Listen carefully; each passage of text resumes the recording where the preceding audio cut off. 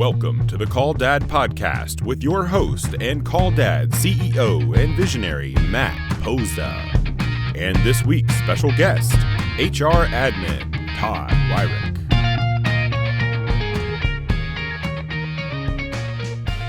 You know, you and I have been chatting for a while about this thing, what we're trying to do with it, what we're trying to accomplish with it. And probably one of the most important things when you're doing something like this is, do we need a name? Mm-hmm. What do we want to call it? Do we need a tagline?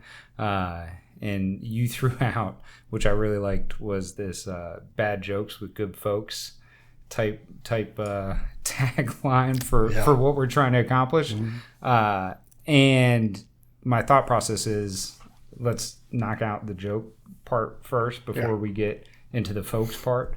So I want to hit you with a joke. Obviously, this is not mine. If you recall, something that we did from a branding campaign recently was this dad jokes campaign. We did it all over the Carolinas. My wife was constantly hearing it and telling me every single one. Yeah. We received hundreds upon hundreds of jokes.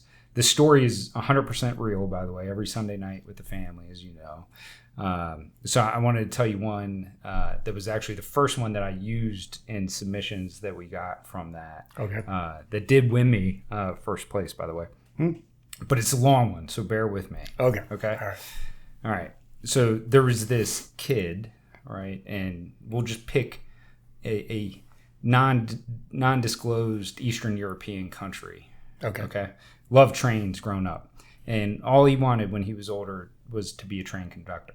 So grew up, got his dream job, right? The only problem with it was he still had that kid mentality, so he drove really fast, kind of recklessly. So recklessly that he ended up causing a train crash. One person unfortunately perished in the train crash. So he had to go to jail where they put him on trial and ultimately decided that he deserved the death penalty. So got sentenced to death by electrocution. When they went to give him his final rites and asked what does he want as his final meal, he said just one banana. Okay. So ate his banana, they strapped him in, they flipped the switch, lights went out, lights came back on, the guy's perfectly fine. No issue. Okay. Now, here's the other weird thing in this country is that if you survive an execution, you're now pardoned, free to go. Right? They call it divine intervention. I like that. Okay. So what do you think this guy goes and does? Back to driving? Train. Yeah. You think he's driving recklessly again? Yeah, absolutely. This time, crash again. This time kills two people. All right. Same exact situation. You know, sentence him to death. Gets back in the chair. Final meal. This time he asks for 2 bananas. Okay. So give him the 2 bananas. They flip the switch, lights go out, lights come back on. He's perfectly fine. Okay. What do you think happens now? Released again. Same right story. This time 3 people. Okay. Sentenced to death again. Same chair, same executioner. He asks this time for, what do you think? 3 bananas. 3 bananas. Yeah. The executioner says no. I've seen you before. I know what's going on. No bananas for you. Flips the switch, lights go out, lights come back on. He's perfectly fine. Executioner goes, I don't understand. I didn't give you any bananas. He said, it's not the bananas. I'm a bad conductor. That's solid. That's a long one. That's a good one. It's a long one. I think the kids gave me more credit for telling the story than them actually understanding the joke. I got a lot of tears in my eyes. So. Very solid. But I figured it tied into the trades, a little electricity there. I like it. So, look, we've talked about this for a very long time. I thought that it made a lot of sense, especially on the first one that we do these, to bring you as part of it. First of all, now that we're on to the folks side of things, why don't you go ahead and just introduce yourself, who you are, what you do here. Yeah, so this would be perfect time to say that I'm Todd, and because of the situation, it's clear that you shall have no other Todds before me. What's most exciting is not just that I'm the first guest, but that I'm before Matt Stewart, to be honest with you. Yeah. So knowing that he's second is something that will live on with me forever. I'm Todd Wyrick. I am the HR admin here at CallDad. Married to Lindsay, have two beautiful teenage boys, Alex and Tyler. My responsibilities include payroll and benefits, compliance, even though I have a lot of help there, recruiting and onboarding. I have a lot of help in recruiting, and employee relations or growth and development, which I am most excited about. Yep. So you mentioned this with regard to Matt Stewart. You are actually CallDad's most tenured employee. Yes. Is that correct? I am. Yeah. I've been here since 2017, I believe. Yeah. And you and I have known each other now since 2016. Is that right? Yeah, maybe the end of 2015 or beginning of 2016. Yeah. Yeah. So part of that is obviously you've known me for a very long time. You've seen the growth in the business. You've seen Absolutely. What I've been through, and the growth in me probably as an individual as well. You've been steady throughout, Matt. Steady. So I think it was extremely fitting to have somebody like you who shares so much passion. Not that other people on the team do not share passion, but you share so much, and you've heard so much of me over the years about how important people are and how much I care about people.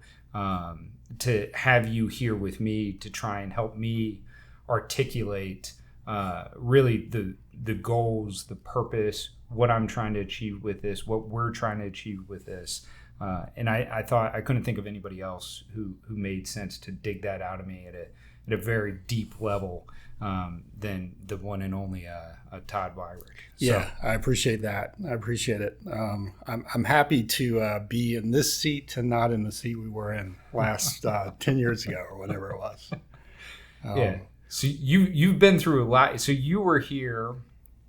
Well, first of all, and we don't even have to get into that level of detail from a time perspective, but you were here when I bought the business. Mm-hmm. In 2017 and saw me go through every change that if some of these stories one day that I've told to people or that people hear and they think that there's no way that happened, I've got you as backup to say, well, just go ask Todd. He saw me go through it. Yeah, there you go. Yeah, you were back in the YouTube chain smoking, part of your life back then. Yeah. Just gobbling up YouTube videos left and right. Yeah. Anything and everything, right? Yeah. And look where it got you. Yeah. So again, I mentioned at the beginning that you and I had a lot of conversations about what I'm trying to accomplish and where we're trying to go with this. Ultimately pulling from one of our core pillars, Dad's pillars, which is the fostering communication aspect. And being able to broadly speak to anyone and everyone and kind of create culture engagement, if you will. Yeah. Whenever I first brought this up to you as an idea or something that was more of an internal employee-focused type conversation, what were your thoughts on that?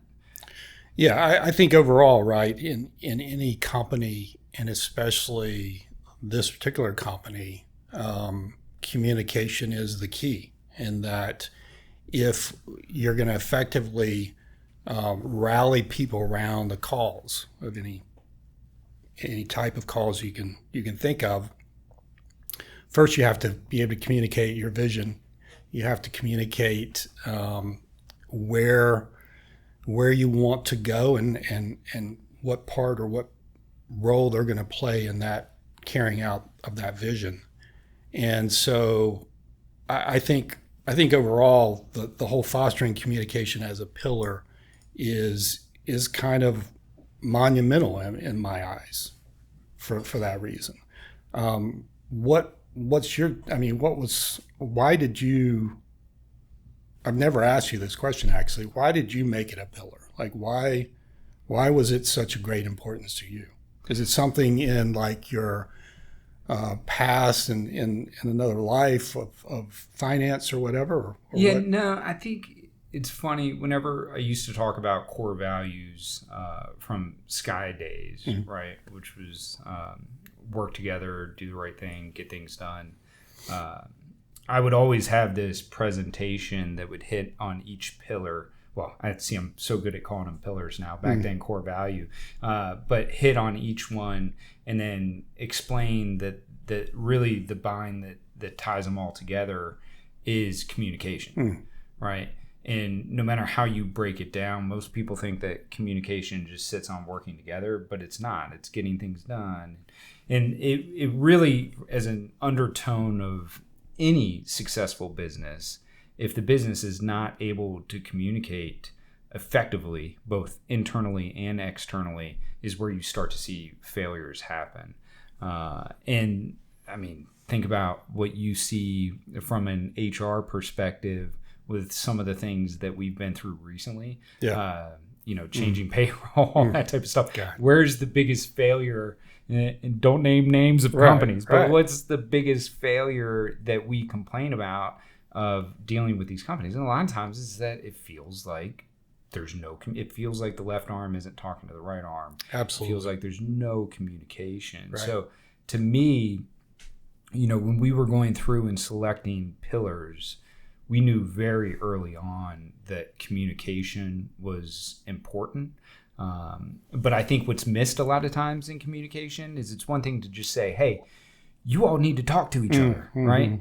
And I do this with leaders all the time because they could get upset about people talking about things. And then they come in and they tell them, hey, why are you talking to XYZ about this? And then what have they done? They've squashed communication. So the important facet in this pillar is the fostering aspect. And we've got to constantly create a culture where we allow employees, team members, peers, whatever you want to call it, to have an environment where they feel like they can openly communicate to accomplish, greater good. Yeah, I think it's really, really important in the sense of, I think most employees in a company feel like they have a little role to play and they need to be quiet and go to their corner and play that role. And they feel so disconnected from not only management, but everything that's going on in the company, right? It's just this sense that it's almost like drudgery, right? I just go in, it's Fred Flintstone. You go in, you do it, you hit the clock, you hop in your car and you go and enjoy real life. And I think that giving people or helping people find their voice, right? We all really want to be heard. We just do. Yeah. And when we have that opportunity to win companies, I would say, are effective at hearing their employees, I think it just naturally produces this binding agent, not only employees to employees, but as important, employees to the company itself. Yeah. What do you think, honestly, what do you think holds companies back in this regards? I mean, what is it? Why aren't some companies effective at fostering communication? Is it just not putting in the work, the hard work to make it happen? Is it that the top kind of just loses touch with the base? What would you say is the challenge? I think it's a multitude of things depending on what type of company you're talking about, right? At the level of business that we are, right? I think what happens a lot of times, and when I say level of business, I mean small business, right? What ends up happening is I think people give up. I hate to say that, but I think that's the simplest answer of what happens when you try to build a culture that fosters communication, fosters engagement, fosters growth. It's not, the flip of a switch. It's not something that happens overnight. And it takes a lot of effort, energy. It takes a lot of time, right? And it's absolutely, it's a marathon. It's not a sprint.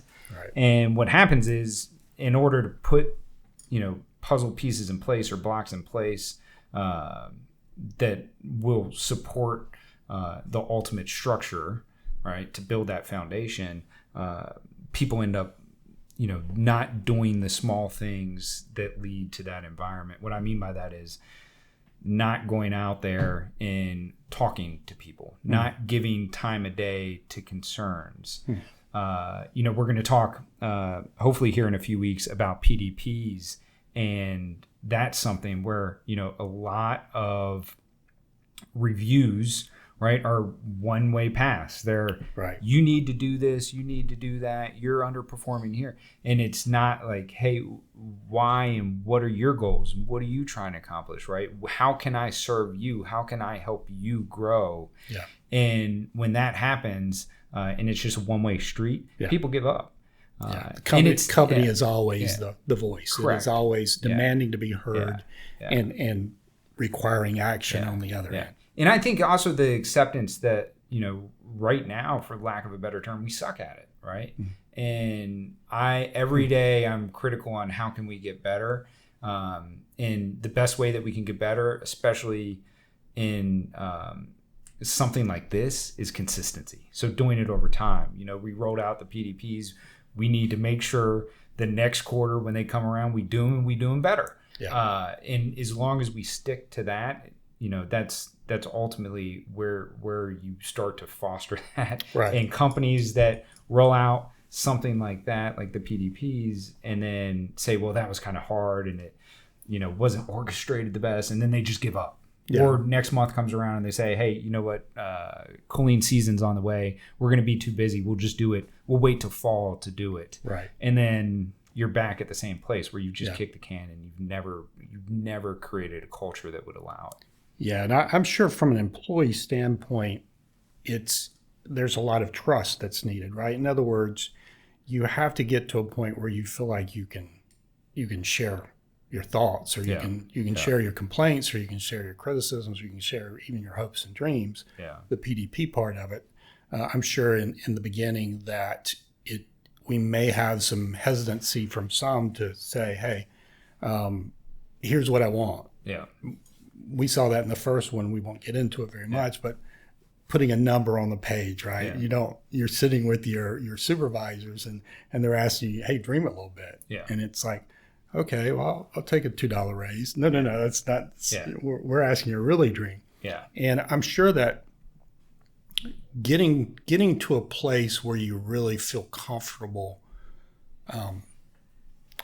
going to a supervisor and saying, hey, here are my thoughts. Here's what I'm struggling with. Here's what this is what the company's not doing right, quite honestly, is probably a daunting thought to an employee if that fostering communication hasn't really settled in and taken place. To your point, this is the beginning, not not well into it or not the end. Yeah. So I imagine that's going to be a challenge. Yeah.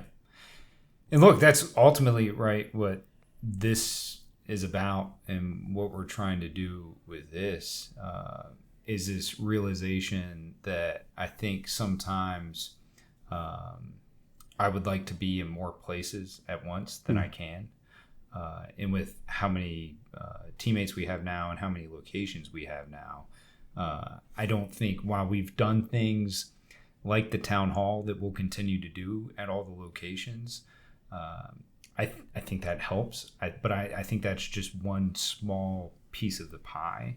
And I think things like this, where we can allow staff to engage, feel like they're part of, feel like they can engage on questions, concerns, all that, and address them in a unified fashion, and explain to them when we don't know what we're trying to solve for here, but we're working on it, stuff like that. Like it's true, just open conversation. Yeah.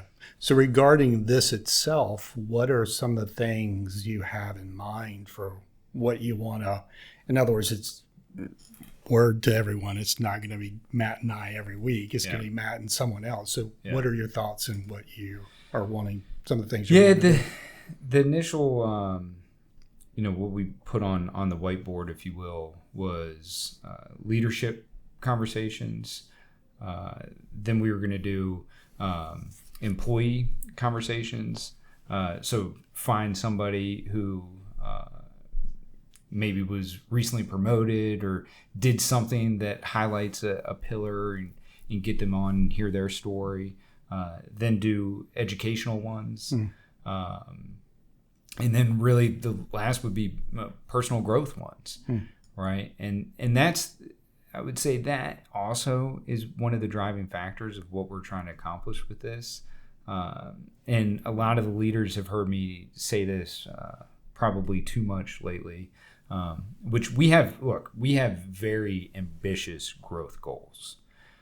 Everybody knows that. If you don't know that, I'm telling you right now, we have very ambitious growth goals, right? And what I've been challenging leadership lately on is that in order to grow and achieve the goals that they each individually want, right, they personally have to grow at that same rate. So if a location manager wants their location to grow 100%, well, they have to grow 100%. Yeah. Right. And that is also one of the driving factors of what we're doing and why we're sitting here today, which is what can we do to start talking about this in a more open and engaged nature about personal growth and what I'm doing, what you're doing, what every single person is doing to help achieve that individual growth to get to whatever goals that they've set in their BDP. Because it's not going to happen by complacency. And it's not going to happen by, again, thinking that you're going to change one small thing and that's going to completely allow you to achieve all your goals and dreams. It's not going to happen. It's an everyday dedication and discipline that takes the ability to achieve that. So Yeah. It's one of the things that has really begun to excite me about the future here. And we've talked about PDPs in a couple of weeks. We'll really dig into it more.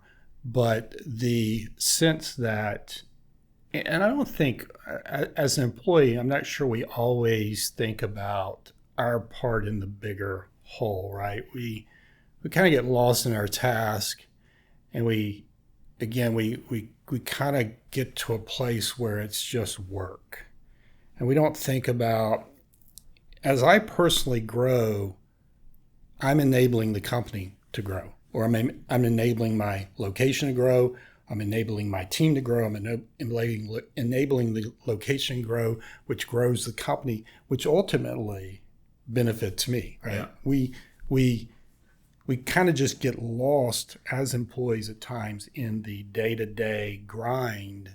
And I think what I really like about the concept is breathing this sense of I'm a really important part of the whole. And if we are going to grow as a company, which in turn will offer me more benefits than I have now, as far as pay or other things, then I have to do my part. Yeah. And I have to, as you said, continuously challenge myself and allow other people to challenge me to grow every single day, to pull other people alongside of me to grow, right? To foster this communication with my team members, to encourage them to, and tie it into the success of my location, the success of the company, which ultimately then produces my own success. Yeah. And not just get lost in the grind. Something that I think people maybe don't think about enough in the hierarchy of things. And I don't know if this was a Jocko thing that I heard, but I heard it recently where the order of priorities should go mission, men, me. And the thought process there is if you do those first two, you ultimately take care of yourself. If you put yourself first, you'll never achieve the other two. Yeah. And it's the realization that in order to succeed yourself, those around you have to succeed. Yeah. And back to your question earlier about, why companies tend to fail at some of these things or some of these pillars or some of the values that they put out in the market. A lot of times you just get too many people that are too selfish. Right. Yeah. They don't think about the greater good, realizing that thinking about the greater good of the organization ends up impacting them in more beneficial ways. Yeah. And the other thing that look, we're a young organization, is the leadership dynamic, right? Back to why we're doing this. Do we spend enough time connecting the dots, right?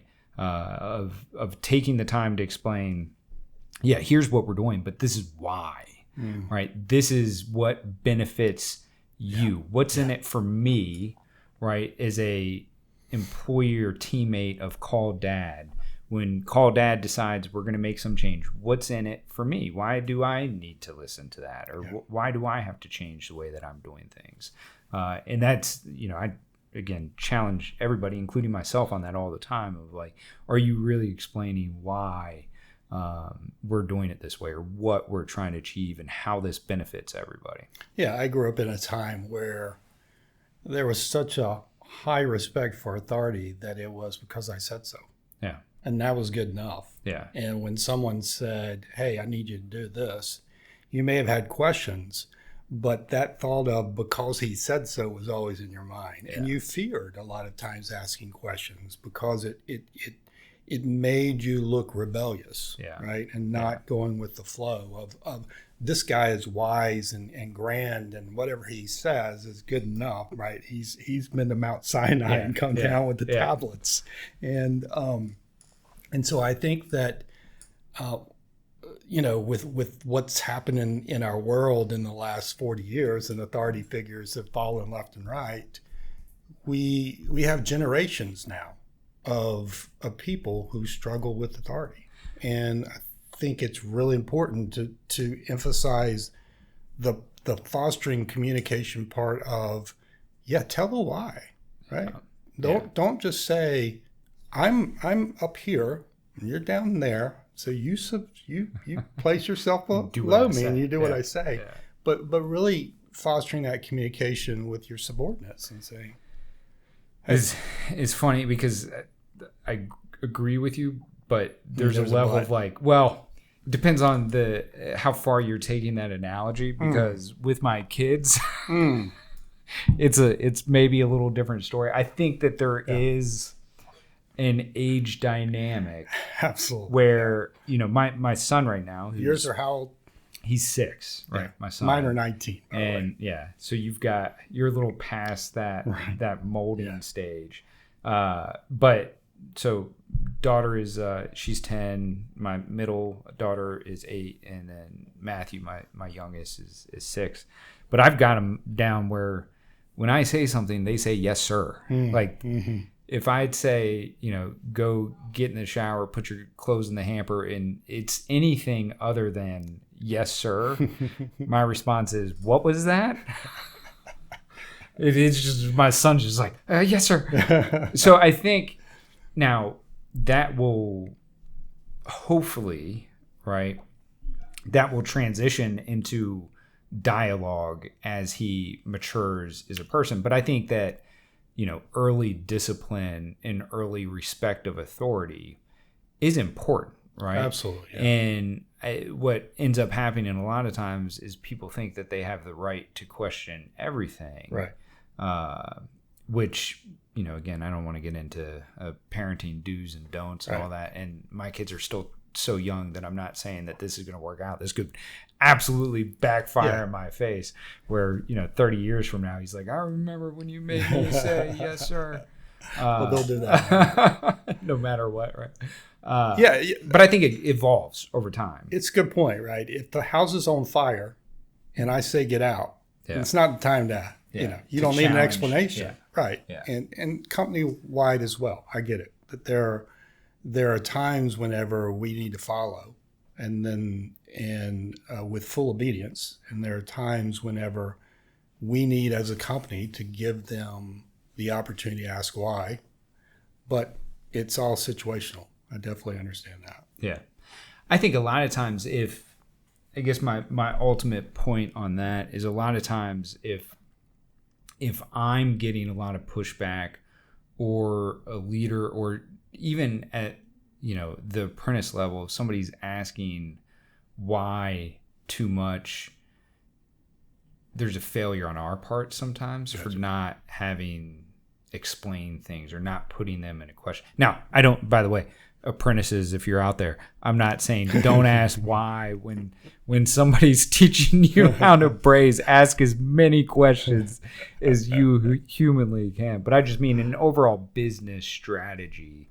A lot of times if there's questions about that, that's a failure on our part, and it should never be yes sir because I told you so. Right. Yeah. I think from an employee standpoint, it's a welcome. We've started a suggestion box, but we haven't had many suggestions. It's one of the things we need to talk about at some point of hearing from you guys. Quite honestly, we want to hear what you have to say, and that's the perfect avenue to speak. Right? You're not necessarily addressing anybody, but you're still addressing issues, and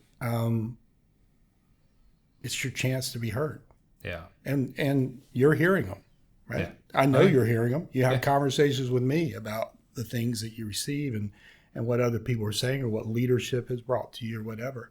And you're having conversations and may not always get the answer you want or the direction that you want.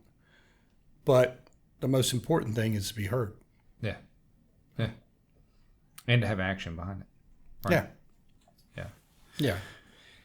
Well, look, ultimately, that is what we're trying to accomplish with this is, not just necessarily to give me another platform to speak. Everybody, I think, here knows that I can speak for extended periods of time. I got to say, I feel like you're getting ready to take over the world, right? You're on the radio. My wife said the other day, hey, I just saw Matt. He was doing another podcast. I saw him on Instagram or whatever, something. It's like you're musking up the world. You're just getting ready to take it over. Let's not get carried away. No, and look. This is where I was going with that. I'm going to try and be diligent about not injecting my voice too much into this. I think obviously it's going to be there. It's always going to be there, right? But allowing the voice of others within the organization. Outside the organization that are partners of ours, whether it's manufacturers, whatever it may be. So things that directly impact us, but things, like I said, on the growth side, like what are we working on? What are we attempting to get better, and why? Why are we trying to do that? So again, to come full circle there, that I think that definitely frames it well. Yeah, very cool. Sorry, you have to hear, and your wife has to hear my voice so much. She likes it, man. Yeah. Yeah, it's a little bit worrisome, but oh gosh, she. I don't know how anybody likes that radio voice. I think it's. Hi, I'm Matt from Call Dad. You know what? I'm never going to hear them the same again.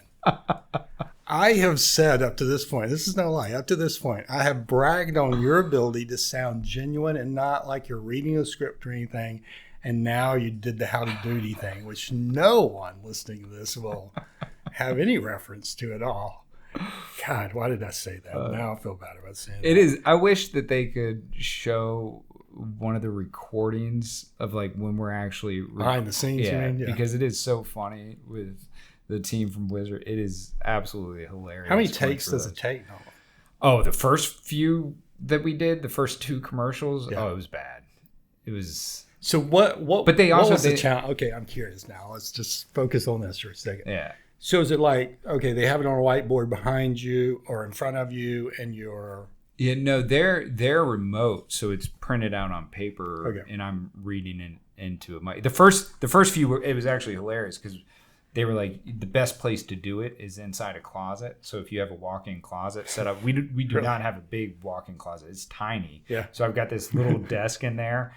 And inside there, I've got like sheets up where there's not clothes and all that to try and dampen sound as much as humanly possible. And then I'm in there on my computer and they've got the printout and read through. Now we actually will go into the studio and record there. But yeah, no, it's weird as you think that it could be.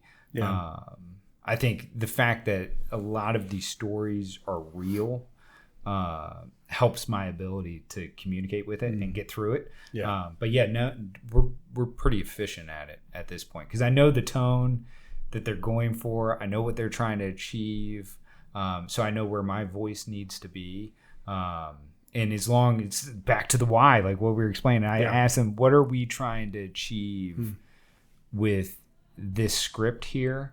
Obviously knowing the story, but what are they trying to accomplish? And then, they'll give a quick read of how they think the cadence should go on it. And I admire it. Yeah. Honestly, I think you do a good job. I really do. Yeah. It doesn't sound like you're reading them. Yeah. So, you've revealed to the rest of the world that all of your stories are fake. They're just on paper. They're not real. But hey, that's okay. Hey, this is about fostering communication. Sometimes fostering communication is confession. So we just... There is one... We've talked about this, haven't we? There's one that's not real. I'm not sure you... Oh, boy, this is big. Yeah. We only have a few minutes left. You better spit this out. Which one is not real? Do you know what it is? You probably have told me, but my world is HR, so I get lost. Well, I feel like most people know what it is, but I'm going to make a note, and we are going to kick off the next conversation that we have, which is coming up, and we're going to talk mostly about PDPs. Mm-hmm. But we're going to kick that off with the story. Oh, so this is kind of a tease. This is the cliffhanger. Oh. We're going to kick that one off with the story of which ad is not real, and you got to come prepared to guess which one you think is not real. Well, I'd have to listen to the ads. Remember, I said my wife listens to them. Now you're putting me on the spot. But this is the clearest indication I think of you taking over the world is learning to tease, and that's what you're doing. First episode, you're teasing 2 episodes from now material. This is bad for the world. Maybe it's good for the world. The good news is hey, we need you. Hey, it's real now because we made the story real. Oh gosh! So that's the scary part. Start emulating. Yeah, exactly. You start emulating whatever story they're giving me, which is very dangerous. But all right, well, Todd, I truly appreciate you joining me on this first excursion here. Honor and talking privilege. Through thought process, all that type of stuff. You mean the world to me. You've been by my side this whole time. So same to you. I appreciate Thank you very much. I appreciate it, buddy. Thank you, Todd.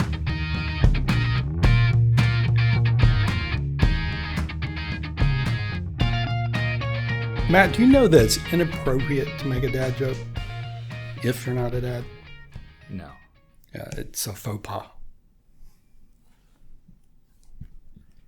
How do you make an octopus laugh? I have no idea. You give it tentacles. A woman walks into a library and asks if they have any books about paranoia. They're right behind you, said the librarian. What did the fast tomato say to the slow tomato? Ketchup. Solid. Very solid. I'm not laughing, but it's solid. Here's a good one for you. What's the Pope's favorite cheese? Swiss. It's holy. Why can't you trust atoms? As an ATOMS? Mm-hmm. No idea. Because they make everything up. What type of dog is always sad? I don't know. Melancholy. I picked this one for you. Yeah. Mm. How do poets say hello? How? Hi. Have we metaphor? Solid. Yeah, solid. No laughter, but solid. Why aren't koala bears considered real bears? Because they're marsupials? No, they're simply not qualified. That's a good one. Yeah. I like that one.